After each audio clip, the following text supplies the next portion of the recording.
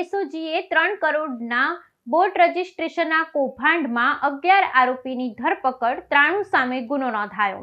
દ્વારકા એસઓજીએ 3 કરોડના boat registration કૌભાંડમાં 11 આરોપીની ધરપકડ, 93 સામે ગુનો નોંધાયો. દ્વારકા એસઓજી ટીમે મોટા પ્રમાણમાં ચાલતી બોગસ બિલિંગ અને જૂની માછીમારી બોટોના રજીસ્ટ્રેશનમાં કરોડો રૂપિયાનું કૌભાંડ પકડી પાડ્યું છે.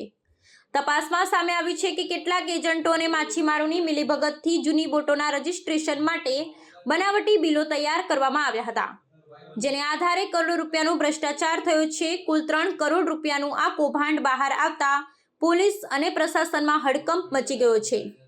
આ કેસમાં કુલ 93 લોકો સામે ગુનો નોંધવામાં આવ્યો છે, જેમાં 2 એજન્ટ, 9 માછીમારો સહિત કુલ 11 લોકોની ધરપકડ કરવામાં આવી છે. પોલીસે તપાસ દરમિયાન અનેક બોગસ દસ્તાવેજો, બિલ અને રજીસ્ટ્રેશન પેપર્સ જપ્ત કર્યા છે. આરોપીઓએ જૂની બોટો નવી બતાવી રજીસ્ટ્રેશન પ્રક્રિયામાં ભ્રષ્ટાચાર કર્યો હતો, જેથી સરકારને કરોડો રૂપિયાનું નુકસાન થયું છે.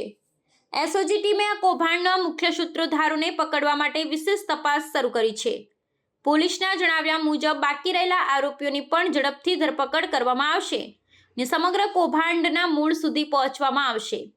આ કેસમાં વધુ લોકો સંડોવાયેલા હોવાની આશંકા છે ને તપાસનો દાયરો વિસ્તારી દેવાયો છે.